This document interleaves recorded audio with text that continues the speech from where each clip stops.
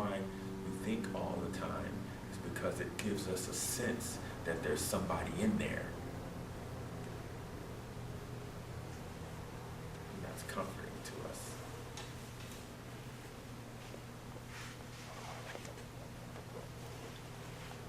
But make no mistake, that's just a sense. Right? In the stillness,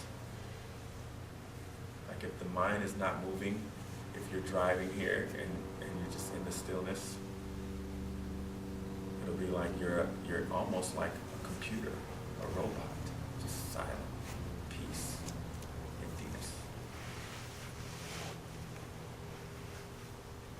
You automatically go where you need to go.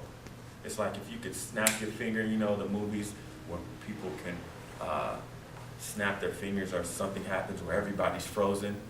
They just froze mid-glass. Everybody's frozen in the room, but there's one person who's still moving. And everybody's like, and the person looks in front of the person. Dang. It's as if no one's in there. Right? Because they're still. They're not thinking about their past or their future. They're not engaging in any mental activity because they're frozen. And it's as if no one's in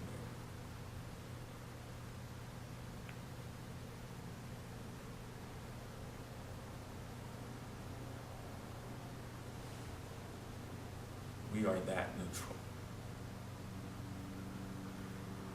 Outside of the story that your mind is telling you, you are neutral. There's really no one in there.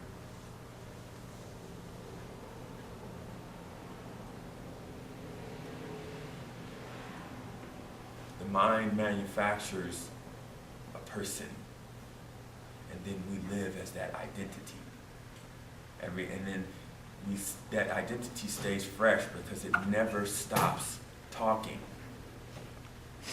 It's always going. We don't have to make an effort to allow mind movement to go.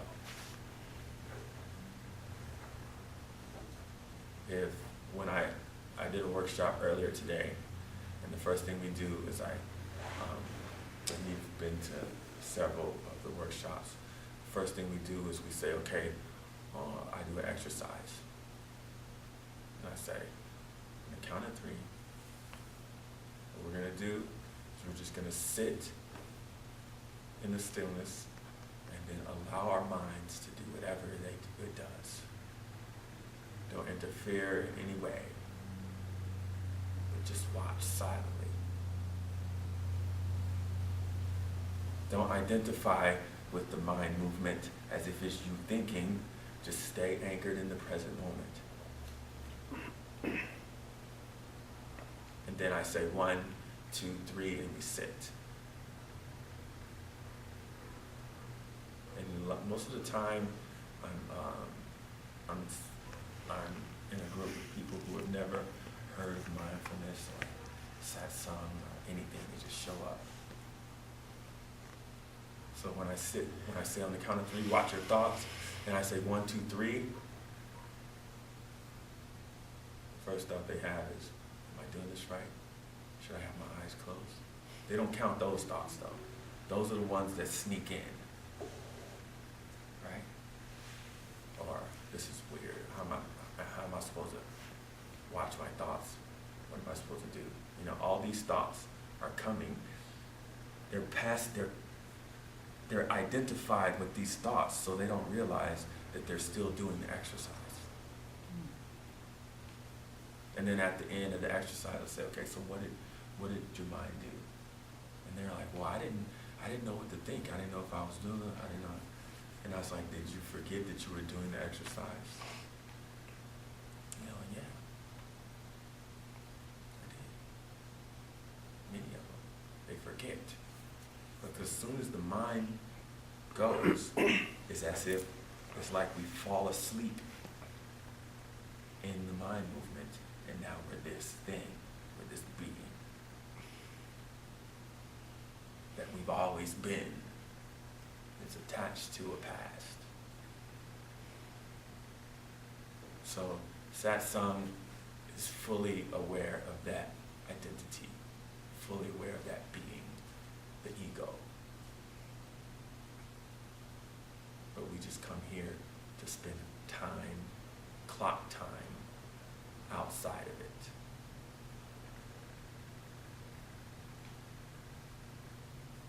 The story of Chad and what Chad's been through, his life and his future and his past, I left that at the door.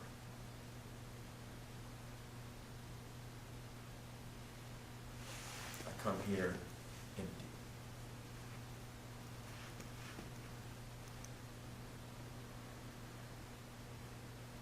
If I'm empty and you are empty, we get to see for ourselves that we are one.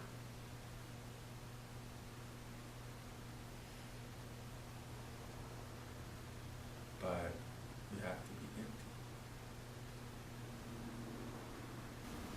But the beauty of it is,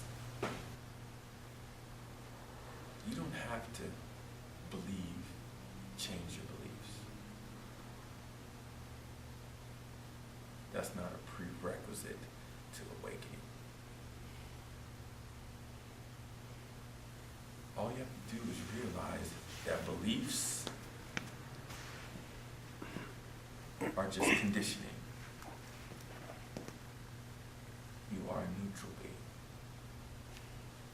Your conditioning or your ego has beliefs, but you are neutral. A belief has to be in human terms, right?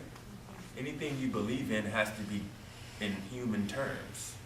If you believe something happened, if you believe in that Jesus died on the cross for your sins, somebody had to tell you that and teach you that there was a such thing as a cross. Teach you that there was a such thing as Jesus. And then you had to decide if you believed it. So beliefs, the substance of a belief is a thought.